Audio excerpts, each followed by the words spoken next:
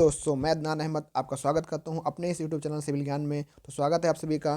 दोस्तों, कल जैसा कि आप सभी जानते हैं कि मैंने एग्ज़ाम सेंटर से लाइव भी किया था, तो वहां पे मैं कुछ लोगों से डिस्कस कर पाया था और मैं क्वेश्चनों के बारे में नहीं बता पाया था।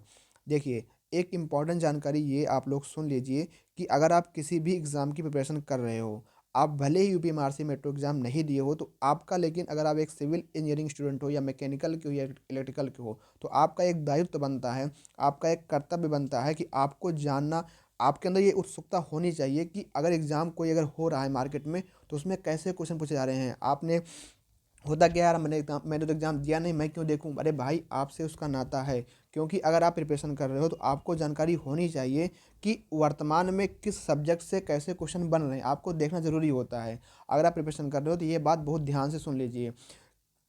ये नहीं कि फला आदमी ने भरा तो वही देखे, नहीं, आपको जिम्मेदारी बनती है, आपका दायित्व यहाँ तक की बनता है कि ऑल इंडिया में अगर किसी स्टेट में कोई क्वेश्चन होता है, कोई अगर पेपर होता है, तो आपको वो ढूंढ के निकालना है। आपको किसी टेलीग्राम के, अब तो बहुत सारे टेलीग्राम चैनल हैं जहाँ पे सारी चीज़ें आ जाती हैं, अवेलेबल रहती हैं। पर आप जब ये करोगे तभी आप एक अच्छे स्टूडेंट के रूप में कहलाओगे। अगर आप ये चीज़ नहीं कर रहे हो तो आप कहीं ना कहीं अपने प्रिपरेशन में एक चीज़ लैक हो। आप रात दिन पढ़ लो, 24 आवर्स पढ़ लो, सिलेक्शन नहीं होने वाले जब तक आप क्वेश्चन नहीं देखोगे, क्वेश्चन की प्रैक्टिस नहीं करोगे। तो आज मैं यूपीएमआरसी जेईई में जितने भी आपके सवाल आए थे, उनको जो मेमोरी बेस मुझे याद है, तो मैंने कुछ लिखा है और उनको बताने की मैं कोशिश करूँगा। और थोड़ा मैं लास्ट के क्लास के एंड में ये बताऊँगा कि मैंने 2020 का पेपर दिया था और इस एग्ज़ाम से मुझे क्या सीख मिली। मेरा जो एक्सपीरियंस 2 साल, मैंने मतलब एक बार 2020 में हुआ था पेपर, तब भी मैंने इस एग्ज़ाम को दिया था। आज मैंने दिया तो आज मैं क्या फ़ील कर रहा हूँ। जो एस्पिरेंट आने वाले यूपीएमआरसी जेईई में अभी जो 22 में पास आउट होंगे या 21 में पास आउट होंगे, तो उनको क्या करना चाहिए, वो किस अंदाज से अपनी प्रिपरेशन को करें, तो वो भी इस वीडियो को ज़रूर देखें, ताकि उनके अंदर, जैसे कि जो एक्सपीरियंस मेरा है, उनके लिए काम आ जाए। क्योंकि यार देखो, अगर आपको कोई भले कितना पढ़ा दे, पर आपको जो प्रॉपर गाइडेंस, जो सटीक रणनीति, जैसे कि मान लो कोई कितना भी आपको तलवार चलाना सिखा दे, ठीक है, वो बात ठीक है, पर अगर आप एक्चुअली मैदान में जब उतरोगे, तो आप अगर कभी ना उतरे हो, डायरेक्ट आपको उतार दिया जाए, तो आप वहाँ नहीं चला पाओगे, नहीं आप कर पाओगे, आपको कोई मार धाड़ के चला जाएगा। तो वही बात है, जब तक आप चीज़ें सीखोगे नहीं, आपके अंदर जब तक क्यूरियोसिटी नहीं होगी कि हाँ, जानने की कि यार क्या मार्केट में चल रहा है, तब तक आप एक कामयाब, एक अच्छी स्टूडेंट नहीं बन पाओगे। तो आपको जानना ज़रूरी होगा। तो मैं अपनी वीडियो को यहीं शुरू करता हूँ। थोड़ा मैंने कहा आपके पास बात कर लूँ, क्योंकि यार आप लोग जो है थोड़ा यही मिसगाइड करते हो, मतलब थोड़ा यही मिसगाइडेंस में रहते हो कि यार मैं क्यों देखूँ, मेरा तो क्या जाता है, कौन से क्वेश्चन है। नहीं, आपका दायित्व बनता है यार, आप देखो कि किस तरीके से पेपर आया है। तो मैं चलो डिस्कस कर देता हूँ। अगर आप चैनल पर नए हैं तो यह चैनल को सब्सक्राइब जरूर कर लीजिएगा, ठीक है। तो चलो मैं देखता हूँ कौन कौन से क्वेश्चन आपके एग्जाम में आए हैं।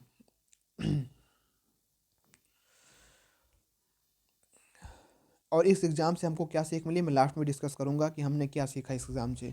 देखिए, आप सभी को पता है कि जो आपका यूपी मेट्रो जेईई का जो एग्ज़ाम था, उसके अंदर टोटल 140 क्वेश्चन देखने को मिले थे। ये बातें बताना ज़रूरी है, जिसमें से आपके 90 क्वेश्चन जो थे आपके टेक्निकल से थे और 50 क्वेश्चन आपके जो थे नॉन टेक्निकल से। इस 50 क्वेश्चन में जो वेरिएशन था, 20 क्वेश्चन आपका जीके जीएस था, 10 क्वेश्चन आपकी इंग्लिश थी, और उसका जो है 10 क्वेश्चन आपका जो है एप्टीट्यूड का था। एप्टीट्यूड मतलब कि आपका जो मैथमेटिक्स का टॉपिक था वो था। और इसी 10 क्वेश्चन में आपका जो है रीजनिंग का टॉपिक था। क्या था? रीजनिंग का टॉपिक था, तो रीजनिंग भी थी इसी में, ठीक है। तो टोटल आपके कितने हो गए? 140 क्वेश्चन था। अगर हम बात करें नेगेटिव मार्किंग की, तो नेगेटिव मार्किंग 1/3 थी और ईच क्वेश्चन 3 मार्क का था। कितने मार्क का था? 3 मार्क का था ईच क्वेश्चन। इस बात को आप जो है ध्यान रखना, ठीक है भाइयों। तो ठीक है, चलो हम क्लास को अब स्टार्ट करते हैं, देखते हैं कि किस तरीके से हमारे क्वेश्चन आए हुए थे, ठीक है। पहला सब्जेक्ट हमारा क्या था?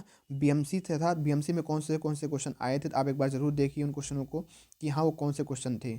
आप देखेंगे यहाँ पे भाई कि जो पहला ही क्वेश्चन यहाँ पे था कि जो ग्रेनाइट आपकी होती है, जो बेसाल्ट होती है, आपकी गेब्रो होती है, मतलब कुछ उसमें कुछ रॉक्स का नाम दे रखा था और पूछा गया था कि ये रॉक्स किस में आती हैं, इग्नियस में आती हैं, सेडिमेंटरी में आती हैं, मेटामॉर्फिक में आती हैं। तो ये इस प्रकार का क्वेश्चन, 1 से 2 क्वेश्चन आपके थे। तो आपको ध्यान रखना है कि आपको बता देता हूँ कि ये क्वेश्चन आपके थे। एक क्वेश्चन था क्वांटिटी ऑफ एक्सप्लोसिव। ये एक नया क्वेश्चन फ्रेम हुआ था, पर अगर आप पढ़े होंगे तो इसको तभी कर पाएंगे, क्योंकि ये क्वांटिटी ऑफ एक्सप्लोसिव जो आपका था, वो आपका इसमें निकालना था कि एक्सप्लोसिव का जो फार्मूला ये दिया था कि LLR इन मीटर में दिया था, फिर LLR इन सेंटीमीटर में दिया था। तो यहाँ पे था 0.008 और यहाँ पे था, अगर वो मीटर में पूछा था तो 0.08 वाला सही होगा, अगर वो सेंटीमीटर में पूछेगा तो आपका जो 61 वाला होता है ये सही होता। तो एक क्वेश्चन इस पे था जिससे हम लोग पूछते हो कि एक्सप्लोसिव का जो क्वांटिटी निकालते हैं, तो उस वाले फार्मूले पे क्वेश्चन था। अब हम आगे बढ़ते हैं। और भी स्टोन से और भी क्वेश्चन स्टोन के टॉपिक से थे, पर जो हमको याद है मैं यहाँ पे डिस्कस कर रहा हूँ। और जिन भाइयों ने एग्ज़ाम दिया हो तो कमेंट बॉक्स में कर सकते हैं कि हाँ भाई ये भी क्वेश्चन था। तो लोग अगर इस वीडियो को देखेंगे और कमेंट बॉक्स देखेंगे तो उनको एक अंदाज़ा लग जाएगा। बाकी जब आंसर की आएगी तो मैं पूरा पूरा डिस्कस कर ही दूंगा, पर अभी के लिए मैं डिस्कस कर लेता हूँ। अब यहाँ पे क्या है, ब्रिक का टॉपिक था। ब्रिक से देखो अभी तक क्या होता था, आपको क्वीन क्लोजर देखने को मिलता था, किंग क्लोजर देखने को मिलता था, बैट आता था, बिबल्ड आता था, मीटर आता था। लेकिन अब ये आई थी एक ब्रिक जिसका नाम है डबल कैंट ब्रिक। इस तरीके से शेप बनी थी। ऑप्शन दिया था king closer, queen closer, cant, double cant. तो ये आपकी डबल कैंट करके ब्रिक होती है, इस ब्रिक का नाम दिया जाता है। ये क्वेश्चन आपके एग्जाम में था ब्रिक से। और ब्रिक में एक क्वेश्चन और आया था आपका कि जो जैसे कि आप देखते हो जो हार्मफुल इंग्रेडिएंट होते हैं, आयरन पाइराइट होता है, एल्कलीज होता है, पेबल होता है, लाइम होता है। तो ब्रिक्स के मैन्युफैक्चरिंग में ऐसा इनमें कौन सा हार्मफुल इंग्रेडिएंट होता है, अगर वो रहेगा तो हमारी सही तरीके से मिक्सिंग नहीं हो पाएगी किले की और वो क्रैक हो जाएगी। तो इस तरीके से क्वेश्चन था। एक क्वेश्चन ये आपका सेम हूबहू यही क्वेश्चन आया था, सेम हूबहू यही क्वेश्चन आया था। फिर एक क्वेश्चन आपका जो है ब्रिक से और बना था, जिसने पूछा था कि फैट किले के अंदर वाटर कंटेंट की क्या रेंज होती है। जो आपकी फैट क्ले होती है उसके अंदर जो वाटर कंटेंट की क्या रेंज होती है आपको बताना था। 10 से 15 होती है, 15 से 20 होती है। भाई एक नया क्वेश्चन फ्रेम हुआ था, अगर जिसको पता होगा वही इसका आंसर कर सकता है। ठीक है। अब हम बात करते हैं, और भी ब्रिक के क्वेश्चन थे, ऐसी बात नहीं है ब्रिक के क्वेश्चन हमको जो याद था वो हमने यहाँ पे डिस्कस कर दिया है। तो ये समझ लीजिए कि क्योंकि 5 ही सब्जेक्ट थे तो वो देगा क्वेश्चन तो इन्हीं में से देगा। ठीक है। और हाँ ये भी ध्यान रखना यार, 5 क्वेश्चन तो कहता है लेकिन जो कुछ क्वेश्चन होते हैं ना वो उठा के डाल देता है कहीं ना कहीं से। तो हम नहीं कह सकते ना कि हाँ यही क्वेश्चन जो है यही केवल क्वेश्चन पूछ सकता है 5 से। तो आप अगर प्रिपरेशन करो तो एक बात का ध्यान रखना कि यार थोड़ा और एक्स्ट्रा पढ़ के जाना ना। 5 से नहीं, कम से कम वो आपका एक सोम का भी क्वेश्चन पूछा था, सोम मटेरियल प्रॉपर्टी या मटेरियल से क्वेश्चन पूछा था, लेकिन अलग से पूछता भी है वो अलग से, ऐसा बात नहीं है कि हाँ वही से पूछता है। अब ये क्वेश्चन था टिम्बर से क्वेश्चन था। टिम्बर से भाई साहब मुझे बहुत लगता है बहुत क्वेश्चन थे, जैसे कि एक थे एब नॉर्मल ग्रोथ के ऊपर कंसेप्ट था। एब नॉर्मल ग्रोथ अगर हो रही है तो हम लोग क्या कहें, रिंडगाल है, नोट है, ऐसा ऑप्शन दिया था, बताना उसमें क्या होगा। तो अगर रिंडगॉल था, रिंडगॉल अगर ऑप्शन में था तो ये लगा देना था। अब फिर एक टिम्बर के सेफ्टन के बारे में क्वेश्चन था कि टिम्बर सेफ्टन कितनी होती है। टिम्बर से मतलब जो है ना काफ़ी क्वेश्चन थे, पर मुझे याद नहीं आ रहा है यार इस समय यार कि वो कौन कौन से क्वेश्चन थे। जो मुझे याद है मैंने उसको जो है लिख लिया है, बाकी आप लोग कमेंट बॉक्स में बता सकते हो। लेकिन हाँ ये मैं कहूँगा टिम्बर जो है काफ़ी क्वेश्चन यहाँ से टिम्बर से थे। तो ये हो जाता है मोटा मोटा आपका पेंट से भी क्वेश्चन था। तो ये मोटा मोटा आपका क्वेश्चन हो जाता है हमारा बीएमसी वाले टॉपिक से। तो बीएमसी बिल्डिंग मटेरियल वाले टॉपिक से यहाँ से आपके क्वेश्चन ये बन जाते हैं। ठीक है। तो अब हम बढ़ते हैं बीएमसी के बाद अपने टॉपिक की तरफ, जो कि हमारा फ्लूइड मैकेनिक्स। हमको फ्लूइड मैकेनिक्स बहुत याद था, मतलब बहुत याद मतलब कि बहुत सारी उसमें चीज़ें याद थी हमको, क्योंकि ऐसी चीज़ें होती हैं ना फ्लूइड मैकेनिक्स में कि यार वो याद हो जाती है, मतलब ऐसे। अब ये क्वेश्चन था फ्लूइड फ्लूइड मैकेनिक्स, आप हेलो हंसोगे यार, ऐसे ऐसे क्वेश्चन आए थे। वेट डेंसिटी का फार्मूला दिया था। वेट डेंसिटी क्या होता है, ऑप्शन दिया था weight density is equal to total weight of the volume upon volume of total volume, फिर दिया था वेट ऑफ सॉलिड, मतलब ऐसे उल्टा सा दिया था। तो वेट डेंसिटी का फार्मूला दिया था। पास्कल लॉ की डिफिनेशन पूछी थी कि अगर पास्कल लॉ कहीं पे काम करता है तो वहाँ पे जो प्रेशर डिस्ट्रीब्यूशन होता है जो किस इक्वल होता है, अनइक्वल होता है, कैसा होता है। तो आपको बताना है पास्कल लॉ पे। हाइड्रोस्टैटिक की सेम डिफिनेशन आई थी कि जैसे जैसे प्रेशर में इंक्रीमेंट होता है, नीचे की ओर जाते हैं, तो वो किसके वेट डेंसिटी के बराबर होता है। तो पी बराबर डब्ल्यू जी एच, जो हम लोग रो जी एच निकालते हैं, रो जी डब्ल्यू जी के बराबर होता है, डब्ल्यू एच के बराबर होता है। तो इस कंसेप्ट पे क्वेश्चन आपका था। टाइम ऑफ क्लोजर क्या होता है, जब वाल्व को हम लोग, आपने सुना होगा जब वाटर हैमरिंग हो जाती है पाइप के अंदर, जो हम फ्लो थ्रो पाइप जब होता है, पानी पाइपों में जब पानी का फ्लो होता है तो वहाँ पे आपको देख सुनने को मिलता है कि वाटर हैमरिंग होती है।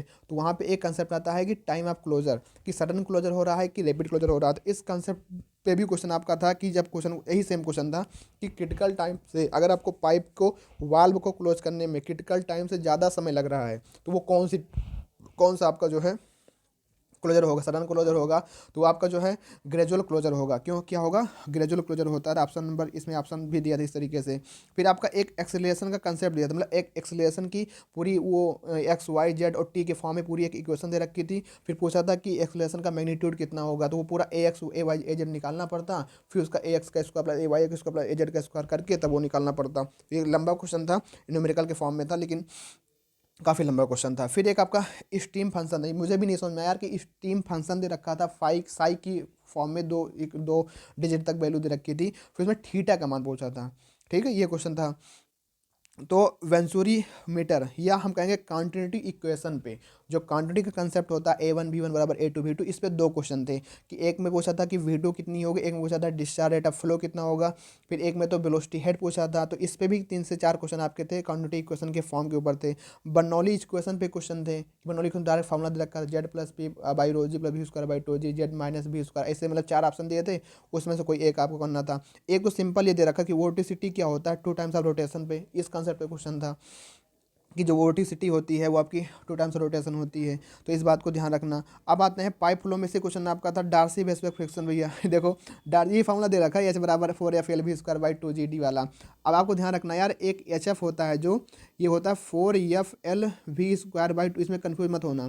तो यहाँ पे जो F होता है ना फ्रिक्शन फैक्टर होता है, अगर वो फ्रिक्शन कोफिशिएंट देगा तो वो 4 मतलब जो होता है ये इस तरीके से होता है 4F डैश करके होता है। हाँ यही यही होता है, F dash is equal to F dash, हाँ एफ, तो यहाँ पे फ्रिक्शन कोफिशिएंट होता है, मतलब एफ इजक्वल टू होता है आपका FL_V²/2GD। तो यहाँ फ्रिक्शन जो कोफिशिएंट आता है वो 4F होता है।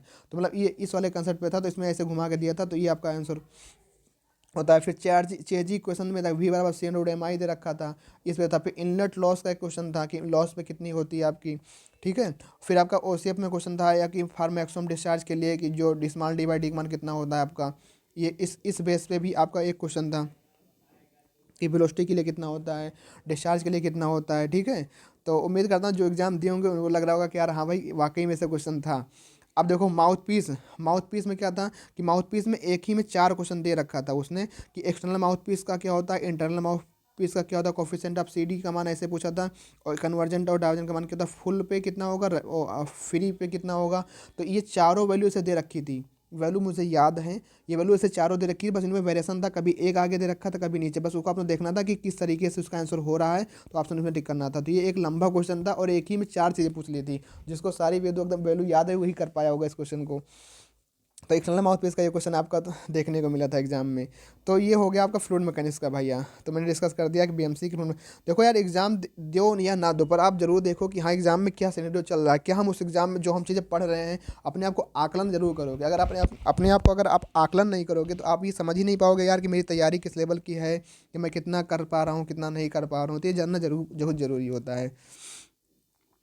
आगे बढ़ते हैं।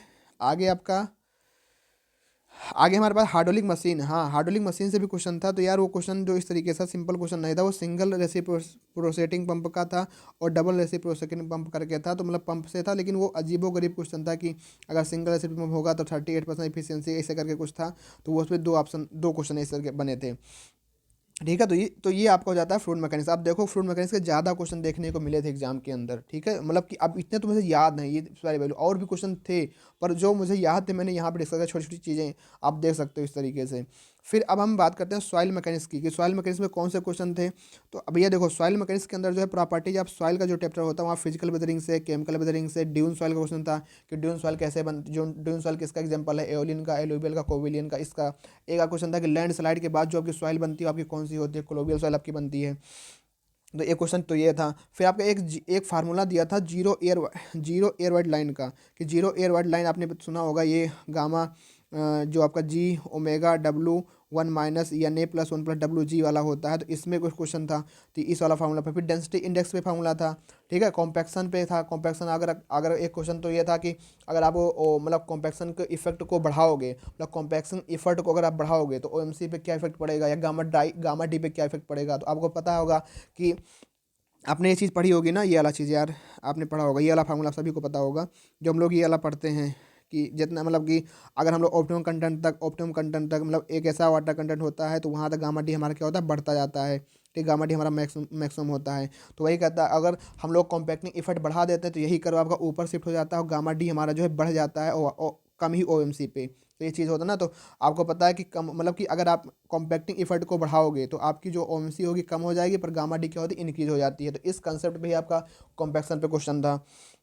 फिर एक जो क्वेश्चन था वो कॉम्पैक्टिंग एनर्जी निकालने का क्वेश्चन था, कि उसमें कॉम्पैक्शन एनर्जी निकालना था फॉर लाइट कॉम्पैक्शन टेस्ट। तो आपको पता है कि जब लाइट कॉम्पैक्शन टेस्ट होता है वेट कितना होता है, 2.6 kg वेट होता है। तो ये नहीं पूछा था।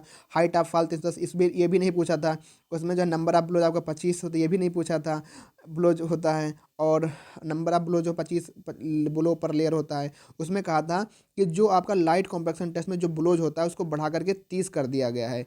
तो उसके बाद 30 करने के बाद जो आपकी एनर्जी होगी, energy of standard product test पे कितनी होगी। तो आपको पता है कैसे निकालते हैं, small capital N small N, और आपका जो फॉल होता है एच से मल्टीप्लाई कर देते हैं, ठीक है, डिवाइड बाई वॉल्यूम कर देते हैं, और इसमें डब्ल्यू भी होता है। मतलब कि जो स्मॉल का number of layer, number of blows, height of fall, और वेट कितना है, और वॉल्यूम कितना है, तो यहाँ से निकल के आती है। तो ये अगर नॉर्मली निकल के जो आती है वो 576 की समथिंग रहती है। तो वो लेकिन पूछा था कि नंबर ऑफ ब्लोज को हम 30 कर रहे हैं, मतलब 30 मतलब बढ़ा रहे हैं, तब कितना होगा, क्योंकि उसमें अलग से क्वेश्चन उसको हमको क्या करना था। उसमें बहुत लोग, इसमें बहुत लोग गलती करती होंगे, हो सकता है, क्योंकि यार वो मतलब 30 ब्लोज पे पूछा था, ना कि 25 ब्लोज पे पूछा था।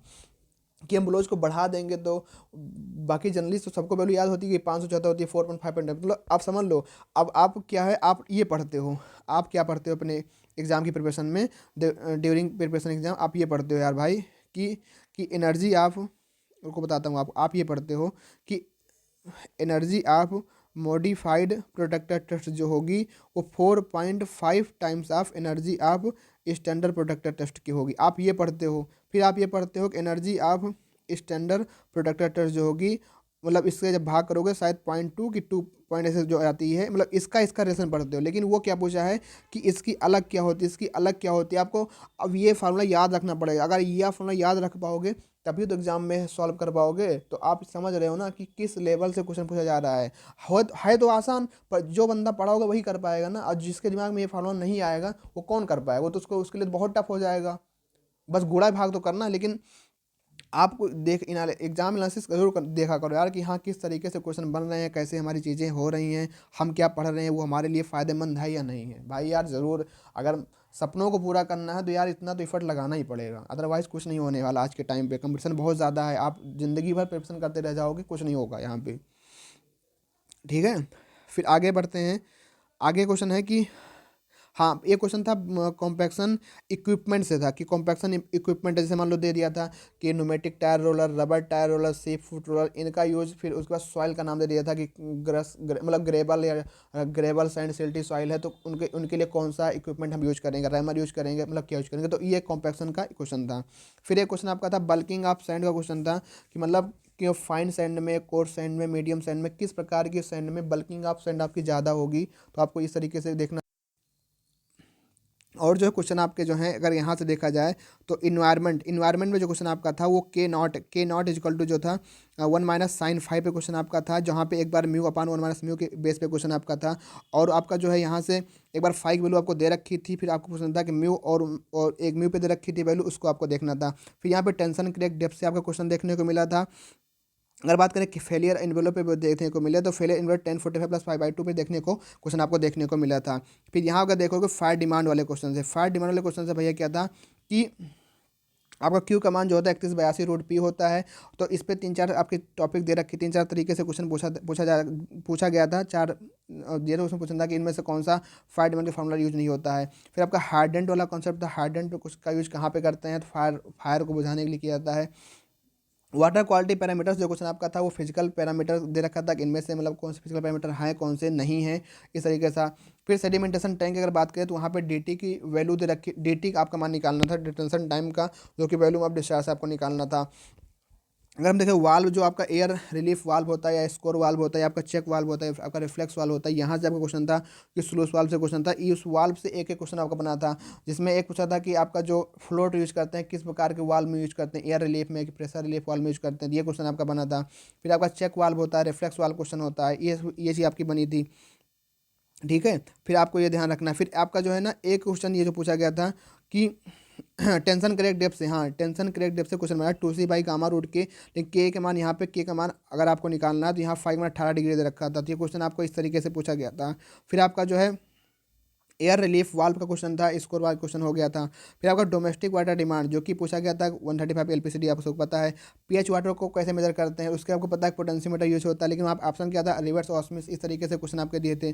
सॉलिड वेस्ट मैनेजमेंट से क्वेश्चन पूछा गया था, जो से 2 से 3 क्वेश्चन थे। गार्बेज हो गया, सुलेज हो गया, उसकी डिफिनेशन के करस्पॉन्डिंग में। फिर आपका जो हम लोग सैनिटेशन करते हैं, कंबाइंड सीवर होता है, इससे क्वेश्चन था। पार्शियल करते हैं, इससे भी क्वेश्चन था।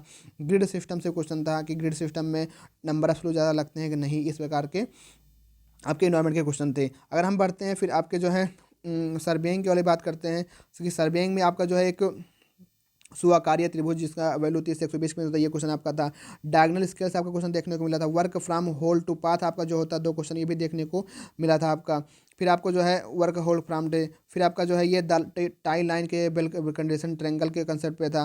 कंपास सर्वे से भी आपके भर भर के क्वेश्चन थे, जिसमें से आपका इंक्लूड एंगल निकालने के 2 से 3 क्वेश्चन आपको देखने को मिला था। हॉर्स साइकिल बियरिंग आपकी जो होती है वो भी देखने को मिली थी। Fore bearing equal to back bearing equal to back bearing plus minus, ये भी क्वेश्चन आपका था। इस वाले फॉर्मूले पे 2n-4 × 90 पे आपका क्वेश्चन था। True bearing equal to magnetic bearing plus minus declination, इस पे भी आपका क्वेश्चन देखने को मिला था। लेबलिंग हो गई, फ्लाई लेबलिंग हो गई, प्रोफाइल लेबलिंग हो गई, इस पे क्वेश्चन देखने को मिला था। इन्वर्टेड स्टाफ का कंसेप्ट, भाई इन्वर्टेड स्टाफ का जो कंसेप्ट होता है बहुत ही इंपॉर्टेंट है यार, ये देख लो आप लोग। इसमें क्या होता है कि यहाँ पे आपका एक स्टाफ ऐसे रखा रहता है, ठीक है। एक स्टाफ जो है आपका, ये आप लोग सोच रहे हो कि ये आप कैसे लिख गया आगे, मैं तो अभी लिख लिख बता रहा था। मैंने भी जो वीडियो जब शूट की ना, तो शूट कर रहा था तो ये बंद हो गया था, मतलब मैंने इसको रोक लगा दी, स्टॉप कर दिया था। और फिर से जब स्टार्ट किया तो फिर उसको स्टार्ट नहीं किया और बोलता चला गया। मैंने सारी चीज़ आपको बता दी थी कि हाँ कैसे क्या कट ऑफ है, मतलब कट ऑफ क्या, मतलब कितना नंबर स्कोर सेफ रहेगा आपका, क्या रहेगा, फिर ऐसे एग्जाम से क्या सीख मिली। तो अब मैं फिर से बता रहा हूँ, इसके परेशान मत होना। ये मैंने लिख के, मतलब लिख के ही बताया था, पर अब दोबारा इस पर नहीं लिख सकता, ठीक है। तो ये देखिए अब यहाँ पे क्या आपका ये यहाँ पे हमने स्टाफ रखा होता है, तो आपका यहाँ स्टाफ होता है पहले पहले वाले केस में, ठीक है। एक मैं हाईलाइटर ले लेता हूँ, हाईलाइटर से करूँगा तो ठीक रहेगा। हाँ हाँ हाँ, तो यहाँ भैया क्या था ना, इस वाले में यहाँ पे क्या था आपका, कि यहाँ पे आपका क्या होता है कि यहाँ पे आपका ये रखा होता है आपका ये। तो उसके बाद यहाँ पे हम लोग बैक साइड रख देते हैं, तो यहाँ पे रीडिंग इन्वर्टर स्टाफ यहाँ रखा होता है। तो ये कंसेप्ट आपका ये बनता है कि आर एल ऑफ बी जो आपका होगा, आर एल ऑफ बी जो आपका होगा वो R L of A plus back side और इन्वर्टर स्टाफ से कंसेप्ट था आर एल ऑफ प्लस ए। और ये इस तरह क्वेश्चन था। और क्वेश्चन भी जो पूछा गया था, क्वेश्चन पूछा गया आर एल ऑफ बी दिया था और आपको आर एल ऑफ ए निकालना था, तो इस कंसेप्ट पर क्वेश्चन आपका पूछा गया था। आप एग्जाम में ध्यान रखना, एक रेसिप्रोकल कंसेप्ट होता है, जिसमें हम लोग रेसिप्रोकल लेबलिंग करते हैं। एक पॉन्ड के इस पार रखते हैं स्टाफ को, पॉन्ड के उस पार स्टाफ को रखते हैं, तो उन दोनों की वैल्यू निकालते हैं। तो ये भी क्वेश्चन आपके एग्जाम पूछा जाता है।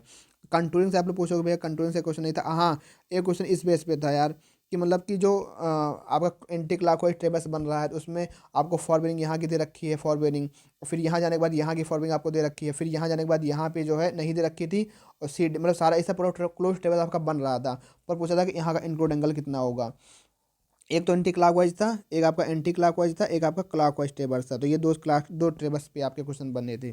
फिर यहाँ पे जो है आपका इंक्लूड एंगल कंसेप्ट में बता ही दिया। राइज एंड फॉल मेथड से चीज़ें थी कि राइज एंड फॉल मेथड कौन सा यूज होता है, कौन सा आपका नहीं यूज होता है, ठीक है। अब हम देखते हैं 90 क्वेश्चन जो टेक्निकल में थे, मतलब 50 से 60 तक क्वेश्चन आसानी से बनने वाले थे। पर अगर जल्दबाजी, मतलब जल्दबाजी क्या होता है, प्रेशर हो जाता है, इसलिए वहाँ पे सही पोजीशन गलत हो जाती हैं। अगर हम बात करें रीजनिंग के अंदर, तो रीजनिंग में आपको जो है कोडिंग डिकोडिंग, जो आपकी कोडिंग डिकोडिंग वाला कंसेप्ट होता है, यहाँ से क्वेश्चन देखने को मिला था, इसमें +1 -1 हो रहा था। अपोजिट का एक कंसेप्ट पर था, एनालॉजी आपकी थी। आपकी सिलोजिज्म से क्वेश्चन था, सीरीज से क्वेश्चन था, जिसमें +14 +16 +18 +20 पर के 111 इसका आंसर आ रहा था, ठीक है। सीरीज और आपका जो था एक वो सीटिंग वाला कि भूतल के ऊपर भूतल के नीचे, बहुत लंबा सा क्वेश्चन था, तो वो रीजनिंग के अंदर ही आता है। तो मैं मान के चलता हूँ कि 10 से 8 नंबर आप जो है रीजनिंग में कर सकते हो। उसके बाद मैथ की अगर बात करें, तो मैथ में यार देख सकते हो, मैथ में जो है तो क्वेश्चन हार्ड कह सकते हो। अगर आपकी प्रैक्टिस अच्छी रही होगी तभी आप कर पाओगे, क्योंकि इतनी प्रैक्टिस मतलब अगर आपकी रही होगी तभी आप कर पाओगे। क्योंकि देखोगे 25 सेकंड में, मतलब जो था एक एवरेज का क्वेश्चन क्या था कि 25 संख्याओं का जो औसत होता है कुछ दिया था, 13 संख्याओं का औसत कुछ दिया था, फिर पूछा था 13 संख्याओं का औसत कुछ दिया था, फिर पूछा था 13 संख्या को हटा दिया जाए तो बची संख्या, मतलब जो होगी संख्या औसत कितना होगा, या इस तरीके का कोई क्वेश्चन आपका था एग्जाम में।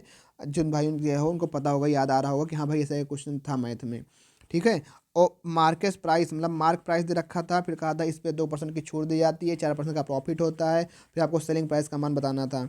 डिस्टेंस से रिलेटेड क्वेश्चन था कि डिस्टेंस के ऊपर बेस्ड था क्वेश्चन, ये आपकी जो डिस्टेंस होती है, कुछ दूरी पैदल चलता है, कुछ दूरी साइकिल से, कुछ कार से, टोटल कितनी यात्रा करता है, यात्रा कितना भाग करता है, ऐसा क्वेश्चन था। फिर आपका ये था ट्रायंगल था, उसका भुजाओं का अनुपात दे रखा था, पूछा था कि इसका परिमाप अगर इतना है, परिमाप की वैल्यू दे रखी थी, शायद 45 सेंटीमीटर, 25 सेंटीमीटर परिमाप की वैल्यू दे रखी, पूछा था कि साइड, छोटी छोटी साइड की लंबाई कितनी होगी, तो इस बेस पे क्वेश्चन आपका था। उसके बाद जीएस में अगर पूछो भाई, जीएस में मत ही पूछो क्या था, जीएस में करंट अफेयर इतना कौन पूछता है भाई, इतना पुराना क्वेश्चन करंट अफेयर में और इतना सारा चीज़ें, तो जीएस में अगर 20 में कोई 10-5 नंबर लेके आ जाए बहुत बड़ी बात है जीएस में, क्योंकि बहुत ज़्यादा लेवल पूछा, लेवल क्या मतलब चीज़ें जब पता ना हुई तो लेवल हो ही जाती हैं हमको। बाकी हम लोग पढ़ते हैं यार 2022 का, वो पूछता है 19 का 18, तो इतना पुराना करंट अफेयर कौन पढ़ के जाएगा, इतना याद नहीं रहता चीज़ों किसी को, नया तो याद ही नहीं रहता, पुराना कौन याद करके जाएगा। हमें हमें हमें लगता है इन लोग जो होते हैं ये लोग करंट अफेयर देखते ही नहीं हैं। करंट अफेयर जब देखेंगे तो तभी तो पूछेंगे। अभी हाल फिलहाल में कॉमनवेल्थ गेम हुआ, साहित्य का नोबेल बड़ा बड़ा पुरस्कार दिया गया, नोबेल पुरस्कार हुआ, ये सारे इतने पुरस्कार दिए गए, ये लोग ये काहे लिए दिए गए भैया, कि हम लोग इसका नॉलेज क्यों रखे हैं, इसका पूछो। अगर हमको हमारी जीएस ही चेक कर रहे हो तो हमारे ओल्ड हिस्ट्री से क्यों पूछ रहे हो, ओल्ड हिस्ट्री ऐसी चीज़ जो हम लोग बता पाएँ।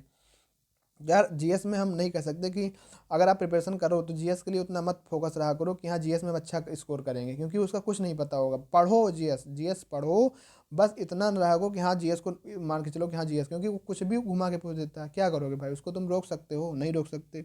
इंग्लिश में अगर हम बात करें तो इंग्लिश इंग्लिश का जो आपका टेस्ट था, ग्रामेटिकल एरर से क्वेश्चन था, एक्टिव पैसिव नहीं पूछी इस बार, डायरेक्ट डायरेक्ट नहीं पूछा, ना कोई पैसेज पूछा, आइडियम फ्रेज से क्वेश्चन थे, सिनोनिम्स एंटोनिम्स से क्वेश्चन थे। तो इस तरीके से ओवरऑल मैं अपने अगर निष्कर्ष पे चलूँ, अब आपको बताना चाहूँ कि जो इस एग्ज़ाम से हमको सीख क्या मिली, इस एग्ज़ाम से हमको सीख ये मिलती है भाई साहब कि हमको हर एक तरीके से तैयार होना पड़ेगा। सबसे पहले बात, टेक्निकल के हर एक फार्मूले को, छोटे से लेकर बड़े फार्मूले को हमको अपने मुट्ठी में रखना होगा, फार्मूला रिवाइज करना होगा, कंसेप्ट पढ़ना होगा, और हर एक चीज़ को मतलब बेसिक टू एडवांस हमको हर एक तरीके से तैयार रहना होगा, तभी हम अपने मंजिल के करीब, हम तभी हम किसी एग्ज़ाम को टारगेट कर पाएंगे। भाई तुम बाय द वे कभी अपने आप को बहुत एडवांस लेवल में तैयार करके चले गए, उसके बाद हुआ क्या कि वो ऐसा एग्ज़ाम पूछ लिया बिल्कुल लो लेवल का, अब लो लेवल को भी तो पढ़ना होगा, उसको दिमाग में रखना होगा, अगर नहीं रखोगे वो भी क्वेश्चन गलत हो जाएंगे। तो इस एग्ज़ाम से सीख ये मिलती है कि हमको हर एक तरीके से तैयार रहना पड़ेगा, और रीजनिंग पे काम कीजिए। अगर किसी एग्जाम में रीजनिंग आ रही है, रीजनिंग पे काम, क्योंकि रीजनिंग आपको नंबर देगा। मैथमेटिक्स पे काम कीजिए, ये पकड़ बनाएगी आपको, अपनी आप को मजबूत करेगी, आपके पॉजिटिविटी को अपने अंदर एक हिनेंस लाएगी। और आपकी इंग्लिश पे काम करिए, इंग्लिश नंबर देगी, पर जीएस पे मतलब काम करिए, पर उम्मीद मत रखिए जीएस से कि हाँ जीएस हमको मार्क्स देगा, क्योंकि मेरा 4 से 5 साल का जो एक्सपीरियंस यही कहता है कि जीएस से उम्मीद मत रखो कि कभी नंबर दे पाएगा। यार देखो, आप खुद पढ़ लो, 2022 का करंट अफेयर पढ़ लो, लेकिन पुराना करंट अफेयर कौन पढ़ पाएगा। एग्जाम में क्या है, अभी सबसे जे एग्जाम जिन बच्चों ने दिया था, जो हमारे स्टूडेंट हमारे भाई ने दिए थे, उनको पता होगा कि उसमें भी कुछ कुछ वाले शिफ्ट में, जैसे 15 की थर्ड शिफ्ट में जो थे, उनसे पूछिए कि हाँ किस लेवल को उसमें भी जीएस पूछ लिया था, हवा नहीं लग रही थी, लेकिन तभी लोगों ने किया जो भी किया, क्योंकि भाई करना है, अगर नहीं करेंगे तो 0 नंबर मिलेगा। तो वही चीज़ें हैं, ये अपने आप को हर एक तरीके से तैयार करो। अगर कोई आपको समस्या आती है प्रिपरेशन के टाइम में, तो मैं अब एक नया सोच रहा हूँ कि डेली रात में 10 बजे यूट्यूब पर लाइव आऊँगा, और आपकी जो भी समस्याएं होंगी, क्वेश्चन आपके होंगे, जवाब हमारे होंगे, हम होंगे इसके साथ, और हमारे साथ में जो भी हमारे एक्सपीरियंस होंगे, मतलब कि उनके साथ भी आप चर्चा कर सकते हैं। जो भी सिलेक्टेड बंदे होंगे उनके साथ हम अपना ये इवेंट रखेंगे, ताकि वो अपने आप को बता पाएंगे कि हाँ उनकी क्या कमियां थी, उनको इतना टाइम क्यों लगा, या हमारे अंदर हम आपको बता पाएंगे, क्योंकि मेरे पास भी यार एक्सपीरियंस है, ऐसी बात नहीं है, 4-5 साल मैंने तैयारी की है, चीज़ें की हैं, और कहाँ पे कमी है मैं हर एग्ज़ाम से सीखता हूँ क्या चीज़ें हैं। भले ही अभी आपके साथ दौड़ में है, पर आप भी नए आए हो मार्केट में, अगर आप मार्केट में भी नए आए हो तो आपको लिए बहुत ही अच्छा एक अनुभव आपको मिलेगा। तो आप लोग 9 बजे चैनल को सब्सक्राइब कर लीजिए, रात में 9 बजे डेली लाइव, क्वेश्चन आपके, सवाल हमारे, सवाल आपके, उत्तर हमारे, हम आपके दो उत्तर देंगे। किस तरीके से अपनी तैयारी को करिए, कोई समस्या आती है तो मिलिए, और बाकी अपना ध्यान रखिए, पढ़ाई करते रहिए। अगर आप चैनल पे नए हैं तो चैनल को सब्सक्राइब ज़रूर कर लीजिए। और एक बात बता देता हूँ कि अगर जो है इसमें कि अगर आप कोई सी भी एग्ज़ाम को टारगेट कर रहे हैं, तो सबसे पहली बात तो यही होती है कि अपने सिलेबस को पूरे तरीके से कंप्लीट करिए। देन आफ्टर फिर आप मॉक टेस्ट, देन आफ्टर फिर आप उसके पीआईक्यू करिए। पीआईक्यू करने के बाद फिर आप मॉक टेस्ट पे जाइए। मॉक टेस्ट जानने जाए आपके जो है उसमें जो गलतियाँ हुई उसको देखिए, और फिर जो मॉक टेस्ट में गलती हुई, पीआईक्यू में जो चीज़ आपको नहीं आई, अपने उस नोट्स में लिखिए, उस नोट्स में लिख डालिए जिस नोट्स को आप बार बार रिवाइज करते हो। जो मॉक्स में गलती हुई वो गलती दोबारा ना हो आप, क्योंकि रिवाइज तो अपने मॉक्स को तो नहीं कर पाते होगे, क्योंकि नोट्स को रिवाइज करोगे, आपके जो सेल्फ नोट्स होंगे, जो हैंड बुक होगी, जो आपके प्रीवियस, जो वही चीज़ आप रिवाइज करोगे। तो आप उसमें लिख डालिए जहाँ कहीं गलती हो, मॉक्स में कहीं गलती, कहीं आपने क्वेश्चन भी लगाया, कहीं आपने यूट्यूब से पढ़ा, कहीं से भी पढ़ा, आपको लगा यार ये मेरे लिए नया है, तो उसको उठा कर छाप दीजिए अपने नोट्स में। तो तभी वो चीज़ें आपको लंबे समय तक याद रहेंगी, क्योंकि आप नोट्स को बार बार रिवाइज करोगे। अगर आप नोट्स को बार बार रिवाइज करते हो तभी आपकी चीज़ें ये अच्छी तरीके से हो पाएंगी। बाकी मिलते हैं रात को 9 बजे, ठीक? तो देखते हैं 10 बजे मिल देते हैं, क्योंकि 9 बजे देखते हैं, एक इवेंट लग जाएगा, आप लोग 9-10 बजे मिल लीजिएगा। आपको कोई समस्या होती है तो आपका समाधान किया जाएगा। मिलते हैं फिर नेक्स्ट वीडियो में, तब तक के लिए थैंक यू। जय हिंद, जय Bharat, take care, bye bye, love you.